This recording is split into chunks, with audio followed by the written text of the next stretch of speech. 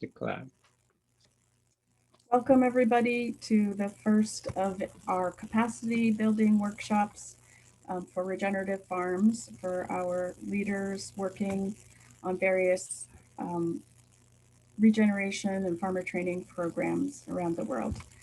We're going to start with a presentation today from Eric Toensmeier, and John O'Niger is going to introduce him.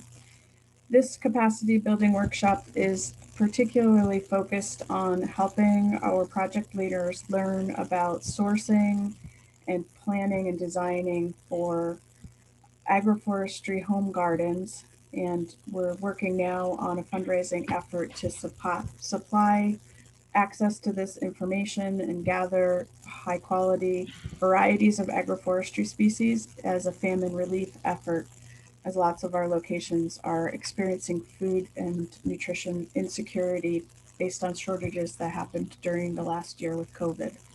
So with that, Jono, I'm going to hand it over to you because Jono is coordinating this effort with Eric. Thanks very much.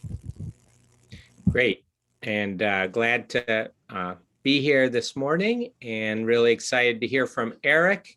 And Eric is an award-winning author of Paradise Lot and Perennial Vegetables, co-author of Edible Forest Gardens, and contributor and researcher for Project Drawdown. Is an appointed lecturer at Yale University, international trainer presenting in English and Spanish in the US, Canada, Mexico, Guatemala, and the Caribbean. Eric has studied permaculture and useful plants of the world for over 2 decades. He managed an urban farm project for 5 years, ran a seed company, and co-developed a farm business training curriculum that's now used in 8 US states and 3 Canadian provinces.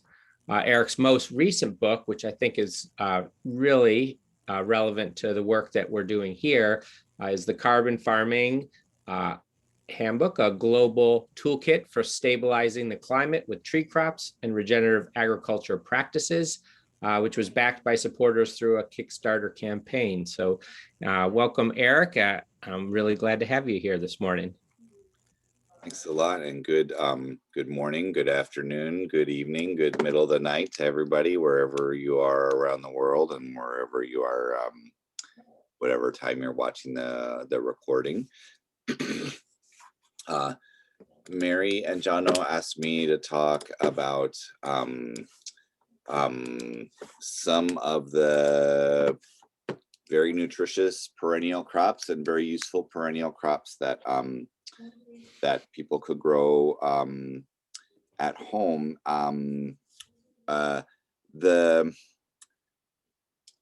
What I won't do is go through the 1,000 really excellent crops that I think everyone should know about and grow, because that would be a horrible idea. So what we'll do is we'll go through a little bit about some of the process of how one would select a species, and then some examples of different kinds of species that are particularly useful in many cases where there are special varieties that are really helpful. And I'll list some of my favorite sources for information for those things.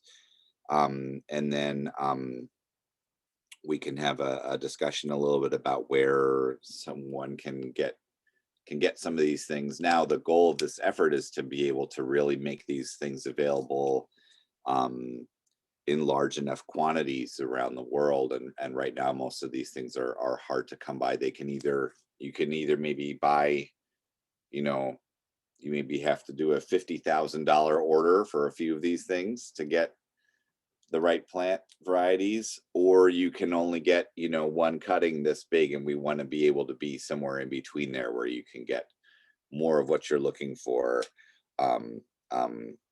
more easily. So one of the things we hope to try and do with some funding is build out a global list of all the different species that would be helpful, and where they're from, and what kind of conditions they grow well under, and particular varieties that would be desirable. So this is not, I won't be giving all that information in this talk, but this is kind of a little introduction. The first thing is we're talking today, Mary asked me to talk about perennial crops.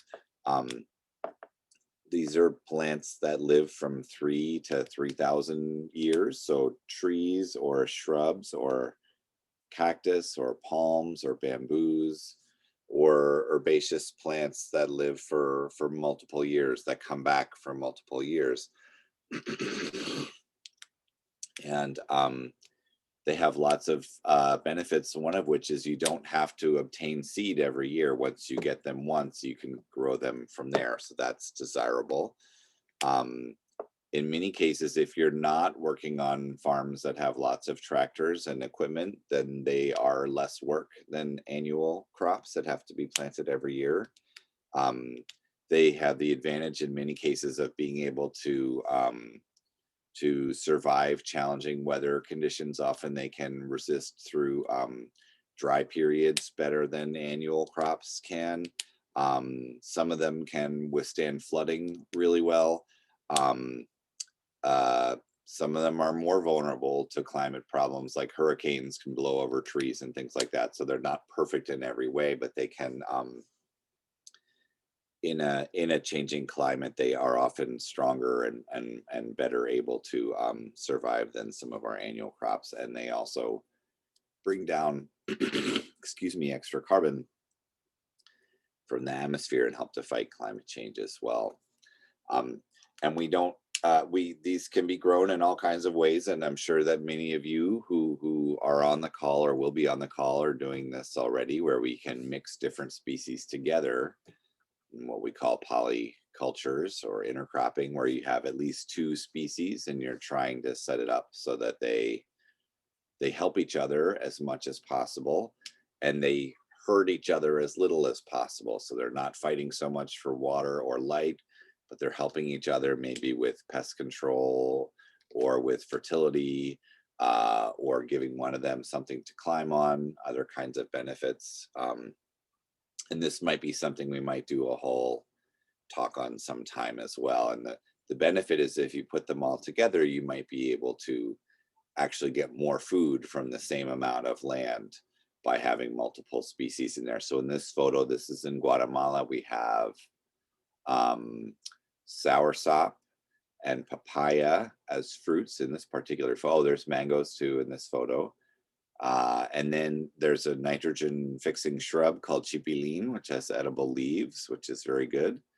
There's moringa trees in there. And then on the ground, you can't see it right here, but there's a lot of sweet potato.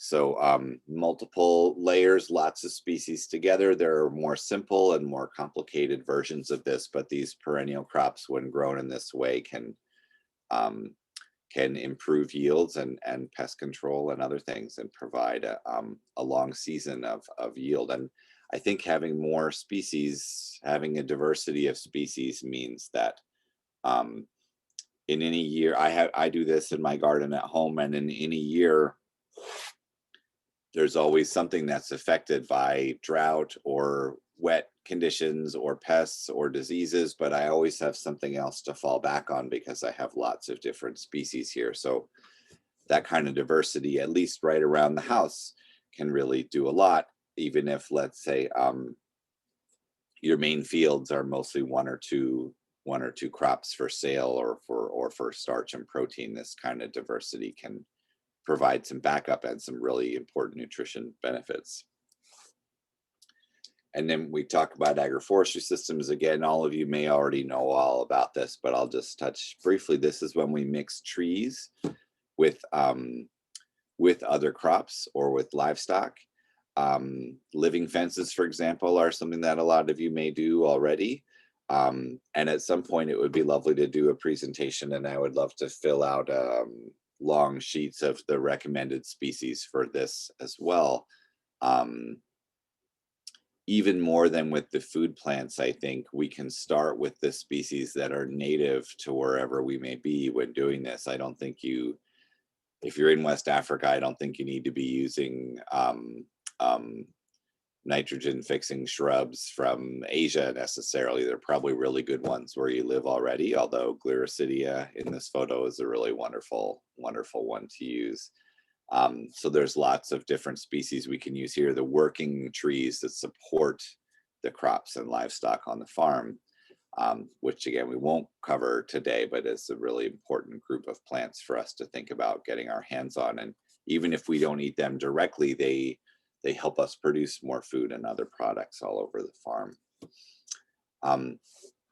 And when we're choosing species, we do want to try and start with the things that already grow where we are. We don't want to necessarily bring horrible new weeds in from somewhere else, but more importantly, the things that live where we are have a history there. They already know how to grow in the soils that we have. They already they know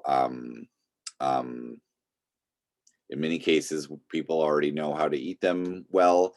They're adapted to the climate, at least as it was, if not what it's turning into. So we want to start by looking there and then expand outward to get everything else that we want and need. You try and find the one that's the best for what you're looking for. What has the best nutrition? If you're looking for shade tolerance, what can grow in the shade? Which ones have the highest yields? Which ones resist diseases the best, and so on. And then within that species, you want to find the very best individual variety. So that the photo here is of chaya, which is a shrub with edible leaves that grows in Central America and in Mexico. It is extremely nutritious. It's one of the most nutritious vegetables in the world. It's very easy to grow, but there's a lot of variation within chaya. All of them need to be cooked for about 10 minutes because they have some cyanide in them, some poisonous cyanide in them. But there's a lot of variation. You can see the different leaves look really different on different varieties. Some are much larger leaves, which makes them easier to harvest and use. And some of them have stinging hairs on them and some of them don't. So to me, the most important thing is to get chaya that does not sting. And then above and beyond that, you'd like some with extra large leaves and good flavor and other kinds of benefits like that. And I am happy to say that there are now quite a few chaya varieties excuse me, available through places like Echo, which are much better than the varieties that have been sent around the world so far. So I think we're going to see a lot more diversity and good productive varieties of chaya available. That's one of the species that I would recommend that this project really picks up and moves forward with some of these excellent chaya varieties. So let's talk about some plants for food. The first I'll say that I did an analysis of the world's vegetables last year, published an analysis last year of the world's vegetables, where we looked at the nutrition of 350 different species of vegetables from around the world, annual vegetables, perennial vegetables. And we looked specifically at the nutrients that are missing in people's diets around the world. So in a lot of the tropics, people need zinc and iron and folate and vitamin A. Those are some of the most important things that people are deficient in. Whereas here in the United States where I live, and increasingly in the urban centers around the world in the tropics as well, we see deficiencies of fiber and magnesium and vitamins A, E, and C, and I think there's another one in there I'm not remembering right now, that have to do with eating a more industrial diet that has a lot of processed foods and doesn't have so many vegetables in it. So either way, we're looking for the species of food plants that have the highest levels of those nutrients. And there's a lot of variation, and many vegetables have much higher levels of those nutrients than the vegetables that you can buy in the store. So they're very it's worth taking the time to track down those vegetables that are extremely high. Sometimes they have more than, in many cases, they have more than twice the levels of those nutrients of the highest levels you can find in the supermarket from those vegetables. And the group that has the highest levels of those nutrients of all is trees with edible leaves. Not every tree with edible leaves, but most of the trees with edible leaves are extremely high in these nutrients. So there's chaya, which we were just talking about, moringa, and there are several species of moringa with edible leaves. Again, one of the most nutritious vegetables. There's a variety that is especially grown for the pods. It not only has edible leaves, it also has edible flowers and edible pods, sort of like beans, like string beans. And in the variety PKM1, those are almost a meter long. So that can be a very high yielding vegetable with really special characteristics for growing for the pods, which I will say taste a lot better than the leaves, even if they're not quite as nutritious. And the species Moringa stenopetala has much larger leaves. If you've ever harvested moringa, it has these really tiny little leaves. They can be kind of frustrating to harvest and process, but stenopetala has much larger leaflets. That's a species from Ethiopia, much larger leaflets that makes it much faster to harvest and process. And finally, we have katuk or katuk, which is from Indonesia. And I should say moringa, ordinary moringa is from India, and the stenopetala is from Ethiopia. Katuk is from Indonesia and Southeast Asia. It's a really excellent, very delicious vegetable. It sort of tastes like peas, and it has the advantage that will grow in full shade, in pretty heavy shade, which is very desirable if you already have fruit trees or something else that you would like to add some other food under. All of these are grown by cutting them down to about 1 meter high every year and letting them resprout. That's what gives you a long season. And one of the real advantages of many of these trees with edible leaves, if you prune them like that, they can produce for a long time into the dry season. So they can really extend the season when fresh vegetables are available. They can also be dried and preserved, of course, but the fact that they can extend the growing season quite substantially into dry periods is very desirable as well. And there are many, many other trees with edible leaves. I'm actually working on writing a guide to trees with edible leaves of the world right now. So there are many of these, but these are 3 of the best. And that's just sort of, we're trying to give an idea of what's out there and the special varieties of them that we might track down with this project. Just a few other of the sort of most nutritious vegetables for the humid tropics. And I understand most of the people who are going to be watching the video are in the wetter areas of the tropics. The first one is gac, which is a vine. It's in the squash family. It's related to bitter gourd.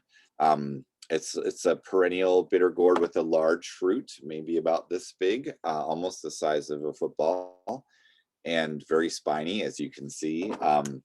In my analysis of all the world's vegetables, this was the most nutritious vegetable that there is.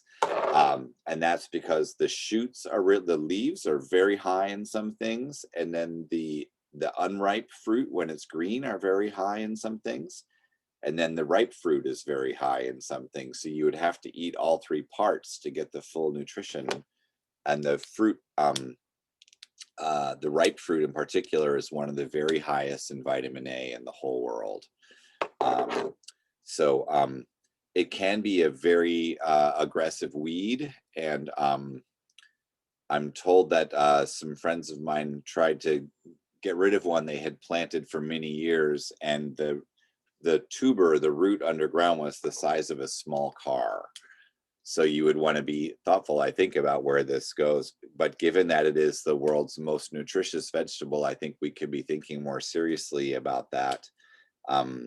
I'm recommending the English name for that is spiny bitter gourd, but I think we should call them vitamin pumpkins, because they are a really extraordinary vegetable. I don't know of improved varieties within GAC that are available right now, but just getting it at all in the first place seems like a good place to start. Then we have an aquatic vegetable, false pickerel weed, and there are lots of very good vegetables that grow in the water. Um, this one, you eat the leaves and the flower buds as well. And it is a really outstanding source of the vitamins and minerals that people in the tropics are most missing. Um, Again, let's see, it's iron and folate and vitamin A, and there's another one there, zinc maybe. So it's a super vegetable for just what the 2 billion people who suffer from that kind of malnutrition are needing. And the last one is the African eggplant. Not so much the fruit, although the fruit is really delicious, but the leaves, and it's also very much grown as a leaf crop, are again one of the very most nutritious vegetables in the world, and are especially high in the vitamins that people are, and minerals that people are so desperately needing, that 2 billion people are deficient in. It may be that those of you working in Africa already have lots of this, and that's great, but then there's folks in Asia and Australia who are part of the project, in Latin America who are part of the project. So it may be a matter of bringing the best varieties to those places.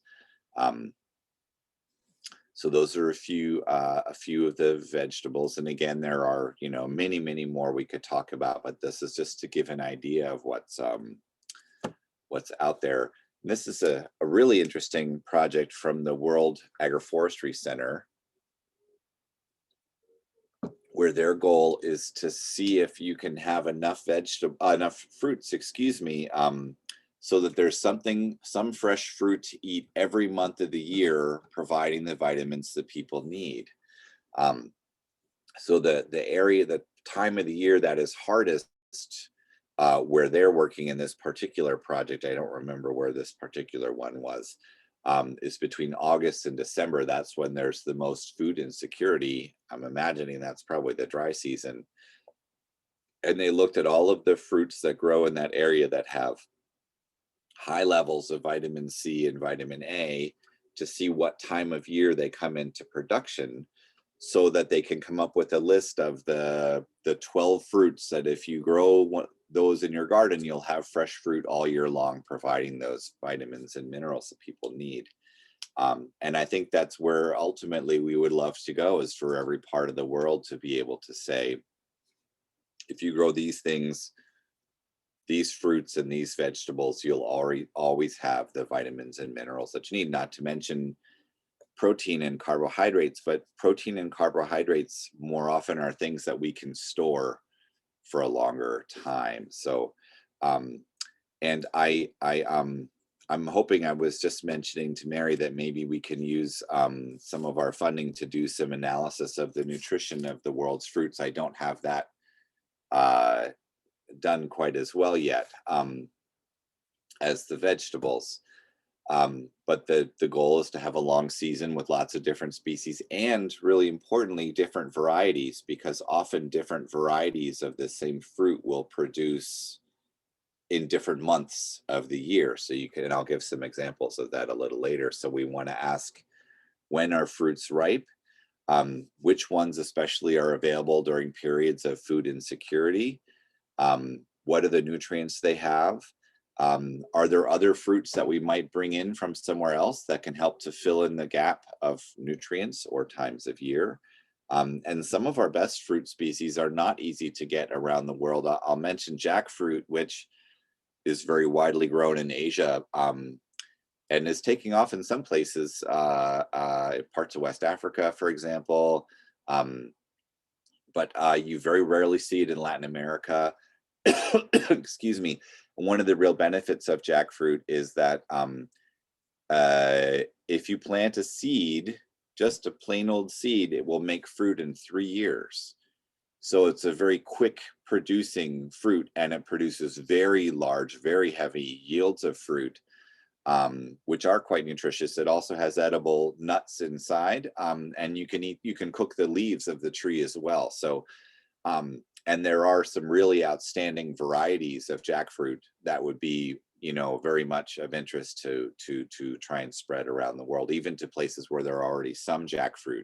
Getting the best jackfruits, I think, would be a really valuable effort. So then we have some fruits that are high in carbohydrates, that are high in starch, like bananas and plantains, which are widely grown around the world. These are two of my favorites in that group. One is breadfruit, and there are a few breadfruit varieties that are grown that you can find in the Caribbean, that you can find in some places in Africa. But of the more than 100 varieties of breadfruit that grow in the Pacific, only about 3 or 4 of them have ever left the Pacific and gotten to the rest of the world. So the best breadfruits are not available. And if you have the right collection of varieties of breadfruit, you can have breadfruit every day of the year, which would be very, very desirable for food security in terms of carbohydrates. It's an outstanding producer. And some of those varieties are available from the Breadfruit Institute, but you have to order 10,000 plants. So that's the kind of thing where this project might be able to order those 10,000 plants and then break that out into much, much smaller, groups of 100 plants and send 100 plants to each different place, something like that. But breadfruit is really extraordinary, an extraordinary producer. In many cases, it produces as well or better than cassava or cocoyam. So it's a highly productive vegetable. Well, it's sort of a vegetable and sort of a fruit and sort of a staple crop, right? And if you have not eaten it, it tastes a lot like potatoes or yams. And if you cook it just right, it tastes like fresh baked bread, which is really a wonderful experience to have from a fruit. And it does yield over a long period with those right varieties. If you have the right climate, you really can have it all year round. Even if you could get to 9 months of the year, it would be amazing. And there are some techniques for fermenting and drying and storing the starch as well. The other one here is the peach palm, which you don't see very much outside of Latin America at all. It's mostly grown in the Amazon and up through Central America. This is a palm that makes an orange fruit, which is very, very high in vitamin A, which we know is one of the key nutrients that almost everyone in the world is missing. It yields very well. Again, the yields are comparable to cassava in terms of the amount of starch that you produce in a hectare. And some of the varieties, rather than being high in starch, are really high in oil and produce almost as well as African oil palm. So really interesting tree. The drawbacks are that they can grow very tall and it's hard to harvest. And most of the varieties are covered with spines, with thorns, which makes them very hard to harvest. But there are varieties that have much shorter trunks and that do not have spines. So those would be the ones we would want to try to get our hands on and bring around the world. The question of, do people want to try a new fruit like that? I find that sweet fruits, everyone is excited to try a new sweet or sour fruit, but a starchy fruit like this might be a little bit of a challenge for people. But if nothing else, that's something that you could feed to pigs, that you could feed to chickens, that you could feed to livestock. And they are very productive, very, very productive palms. I think they produce something like 24 tons of fruit per hectare per year, which is a really, really, really impressive yield. Then some other staple foods with carbohydrates. There is now, for the first time in history, a truly perennial rice. The first test trials, which are happening on, I think, 5,000 farms right now in China and Southeast Asia, for the first 4 years, it produced as well as annual rice. But it comes back out, it's a strong plant that just stays in the field, so there's much less weeding to have to do. You don't need to flood the paddies as much. And it doesn't have that period when it doesn't, after it's established, it doesn't have that delicate period when it's a brand new little rice plant, and so delicate and vulnerable to so many pests and diseases. This variety is called PR23. And as far as I know, it hasn't been released quite yet commercially, but that is something we could really keep tuned in to. And I know people I work with at the Land Institute work very closely with the institute in China that's been developing this. So we may be able to get our hands on some of that.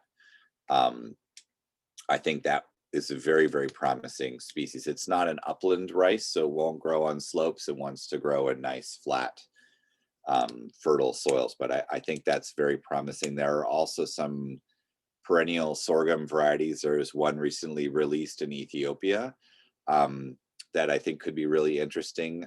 Although I tend to think of sorghum as something more for drier places than the ones we're mostly talking with today. But perennial sorghum is very close to ready, if not quite ready, and there are some varieties available. And then we have the air potato, which is a kind of yam. And most of the air potatoes makes the tubers above ground. Most of them are, the wild ones are poisonous and bitter, but there are some very good varieties that are good to eat. It's considered one of the world's worst weeds, but it's actually native from much of Africa, through India, all the way through Asia, and then to northern Australia. So it's native to half of the world's tropics already. And there are some varieties out there that are very good eating, and some of them are very high yielding. One of them yields 19 tons per hectare, which is a really impressive yield. And an interesting thing about this species is as a commercial crop, it has a drawback that it's not all ready at once. It comes ripe over a very long time, a period of almost 6 months of ripening. But for home consumption, that's excellent to have some starchy tubers ready every day, and you don't have to dig the soil. You pick them right off, like picking a fruit off of a vine, or you pick them up where they fall in the ground. Then for oil crops, again, there's so many excellent oil crops for the tropics.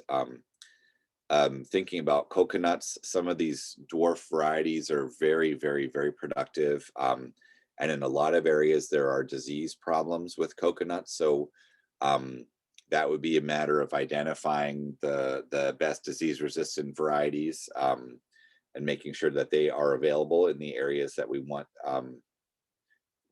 people to have access to them. And I think some of these dwarf varieties you can see in this photo here, they're very, very productive.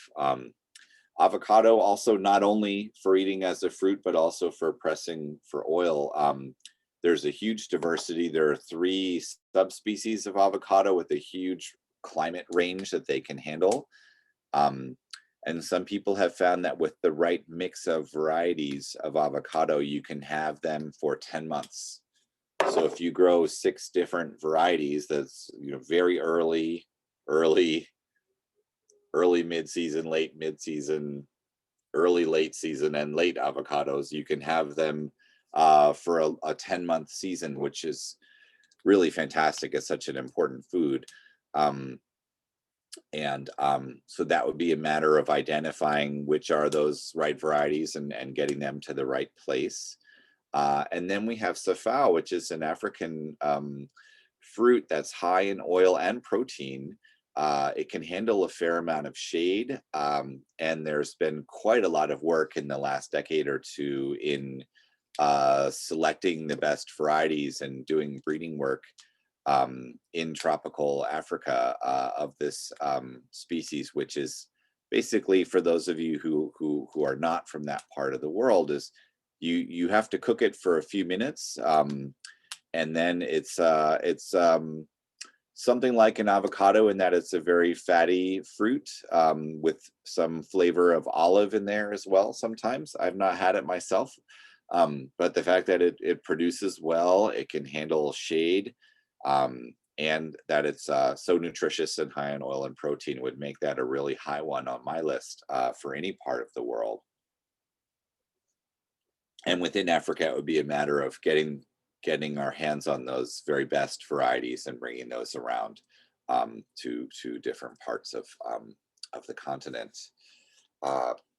There are perennial beans, some of which produce really well. So pigeon pea, of course, is very widely grown around the world already. Usually what will happen is you get a very high yield of beans in the first year, and then the plants may live for 3 or 4 or 5 years after that, but they never make many beans again. But in India, there are varieties of pigeon pea that will produce very well for many years. And that, I think, would be one of the first things I would go for in a project like this, because people already know pigeon peas everywhere, or almost everywhere.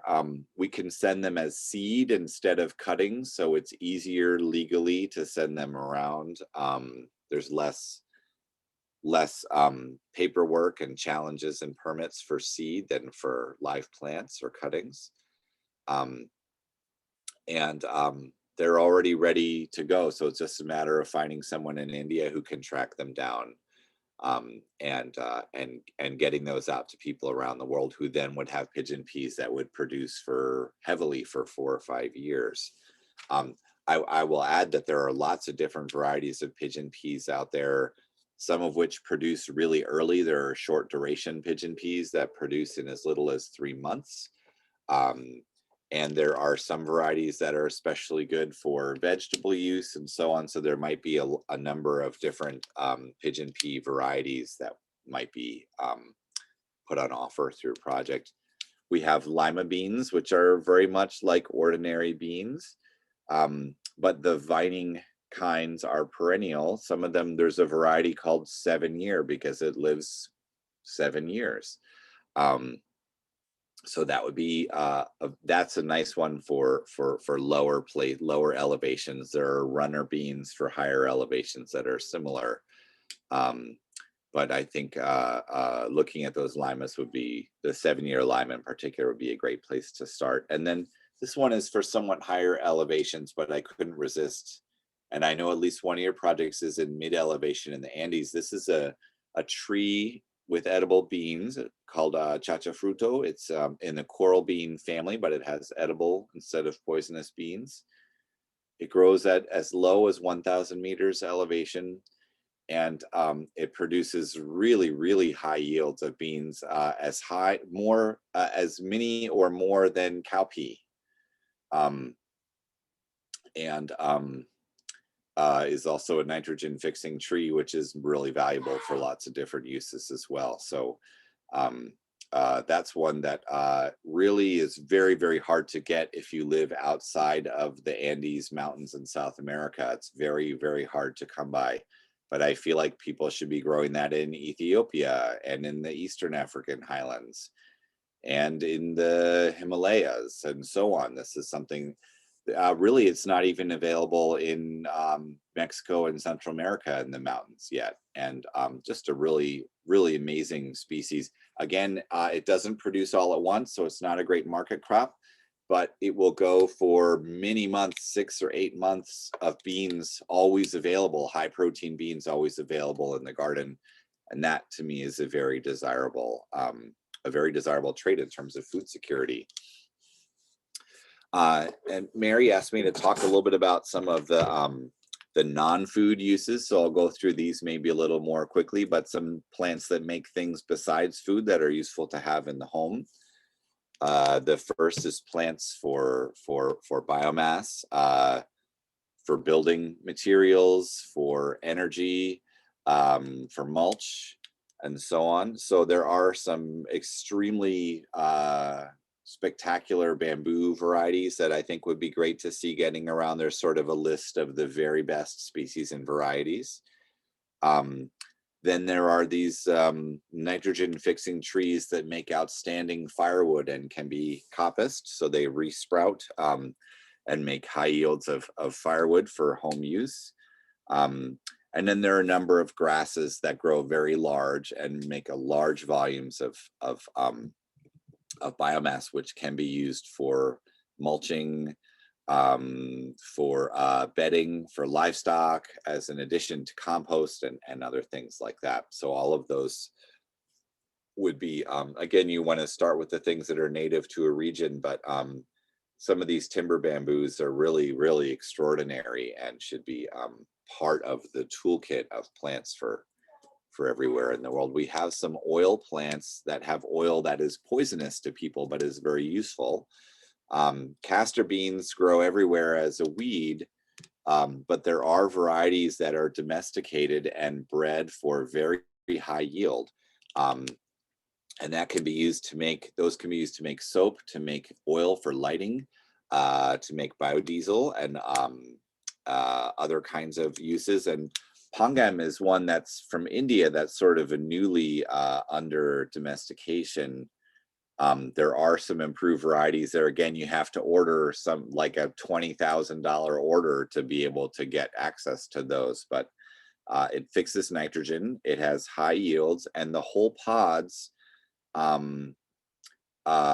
if you burn the pod with the seed inside, it burns like as well as coal. So it's, and you can press an inedible oil from it that can be used for biodiesel or for lubricating machines or other kinds of uses. So those would be two improved varieties there.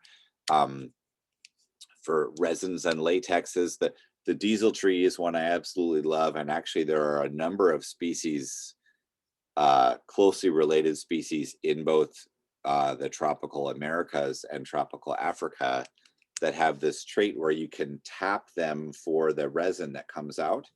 And if you put it through a filter, you can put it straight into an ordinary diesel engine.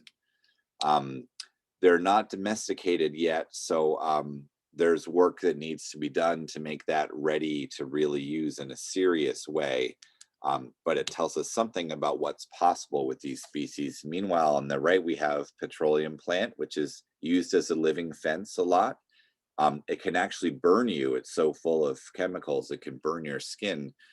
But if you put it in a biogas generator, it makes more energy per hectare than if you made biodiesel from oil palm, or if you made ethanol from sugar cane. So it's a really, really extraordinary energy plant that people could be experimenting with. We have some amazing perennial fibers for home use. There are lots of perennial cottons, which have really excellent quality cotton. There's bowstring hemp, which is a shade-loving fiber crop, and that can be used to make all kinds of cordage and rope and nets and things like that. And then sisal, there are some really nice varieties and also some related species in that genus that are excellent fiber crops as well. Even though that photo is in sort of a very dry looking place, they can grow in humid places as well. And there's many other interesting fibers. Just the last couple of uses here, just to show some of the other diversity of what's out there. Soap nuts, where the fruit of the tree itself is already high in soap. You can also press oil from the seed and use that to make soap, but the fruit itself is high in soap, which can be very useful in doing laundry and all kinds of other things around the farmstead. Neem, which is widely grown already, but there are varieties of neem as a pesticide, as a medicine. Often what we use is the oil of the fruit of neem, and there are varieties that have much higher yields of fruit. Those might be worth getting around.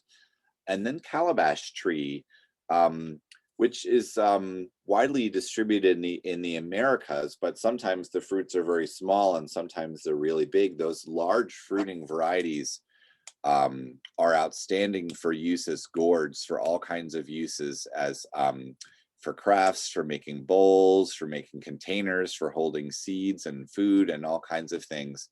And I've never seen anybody make an effort to move the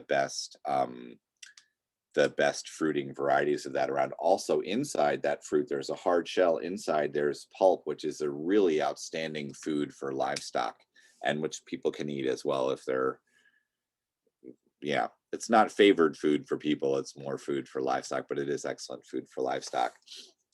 So in terms of making a farm more perennial, not everything perennial, but more perennial, we can provide food and other goods, some of those foods being really extremely nutritious foods.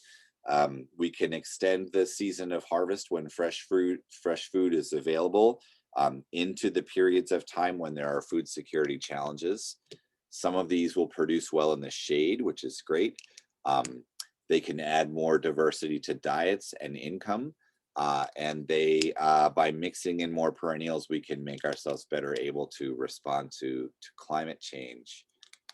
So I've put a bunch of my favorite resources here, some books, some websites with information on useful plants for the tropics. The first one might be the most important, is the Echo community. You can join into Echo, and development projects, community projects, nonprofit projects can ask for free seeds from them. They'll send free seeds of, I think they have about 500 different species in their seed bank. So they have a center in West Africa, they have a center in East Africa, they have a center in Thailand, they have a center in the Americas. And many of the plants but not all of the plants we've talked about today, they do have, what you'll get from them is maybe a packet with, 50 seeds that are enough that you can grow and slowly grow out enough of your own, or you might get a couple of cuttings or a couple of trees that you can then propagate. So what I think this project is envisioning is being able to get larger amounts of seeds, being able to get a kilogram or multiple kilograms of seeds of some of these things. But for now, that is one of the very best places to get access to seeds. I should mention, I didn't put them on here, but the World Vegetable Center also sends out free seeds around the tropics of some of these extremely nutritious vegetables. So that would be another place to look. So we have some time. We could do some questions or comments. I think we have about 10 minutes there.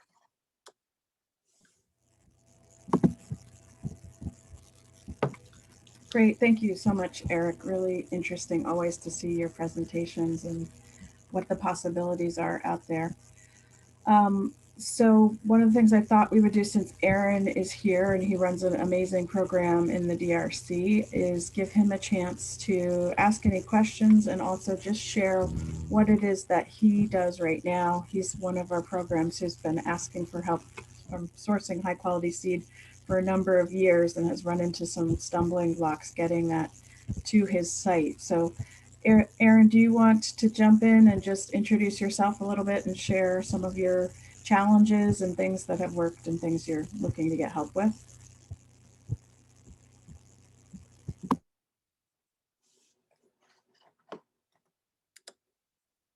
Jono, can you unmute him?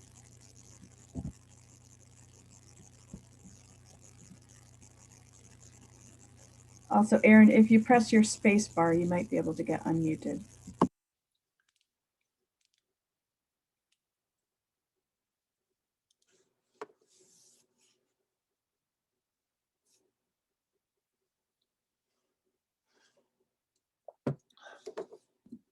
Not able to find, I can't unmute you. Aaron, see if you can find. There you go. You got it.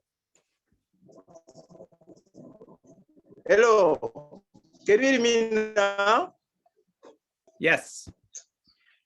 Yes. Thank you for the meeting. It is very important for me. And I see that it helped me in my current job of agriculture. And then that I found you can send me this document because I need to have it that I can read and try to improve my work on the ground.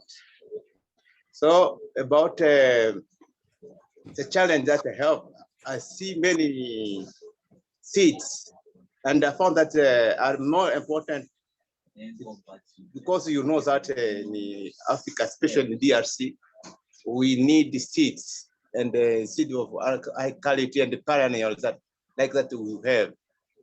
And then I would like to ask you if you can help some seeds or some sample seeds that I can make trial here and produce some seeds that will grow or distribute to the people we're working with. Yes, great, Aaron. That's what we're starting off with today. Jono is going to work together with Eric and use these resources, and we're going to work together with you and our other project leaders going forward to find sources and bring those seeds so that you can try them where you are and get them propagated in your nursery and share them with the farmers that you're training. So we're starting that work today and hope to secure more funding to be able to really provide the full basket of goods that your farmers need right now. So that's where we're hoping to go. Many thanks. Don't forget to send me the documents, because I need to have it. I see it is very important for us. Thank you a lot. Yes, we'll send a recording to this webinar, and we'll also send the links so that you can check out those resources and books that Eric shared. And continue to reach out. Jono will be meeting with you regularly, as will Sheena Shaw, to work on this. And send any questions that you have after you've thought about this and asked some of the farmers you're working with what is missing in their year-round supply of nutritious foods, so we can focus on the things that will be most useful there. But we'll walk through that going forward together. So I just want to thank Eric very much for sharing all this really helpful information. We look forward to working together further as the year goes on. And Jono, for your coordination and outreach work to get this project up and running.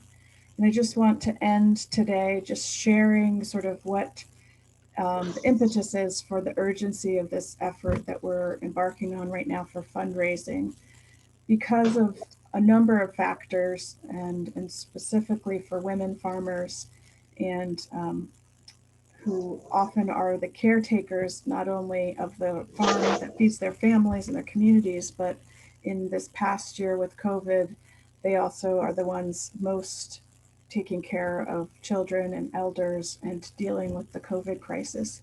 So food shortages and famine are now threatening millions of families across Southern Africa and Latin America in particular, as well as here in the US and other places. Seed shortages are more severe than normal, and in places where governments have made choices to invest in their agricultural extension and purchasing of these inputs that have gone towards hybrid and GMO seed and heavy chemical inputs, those imports have been halted because of COVID restrictions. So now there's a very dire situation, and we're really seeking funding, seeking support to prevent that from happening again in the future, and to get these kinds of useful, highly nutritious perennial crops into the home gardens of women around the world, so that they can always, now and in the future, be able to feed themselves and their families and take care of their own health without having these kinds of impediments come up on top of everything else they're dealing with. So with that, I'm going to just ask if there are any last questions or any final comments from Eric, Jono, Aaron, or Genevieve. And thank everyone for listening.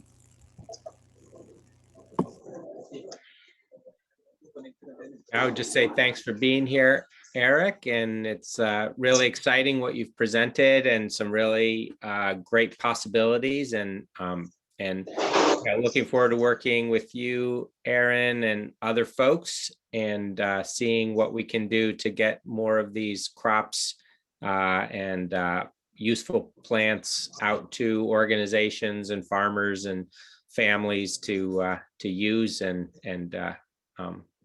help them out as much as possible. Great. Thank you. Thanks, Aaron. Thank you, Eric. Thanks, Jono. We'll see you all soon.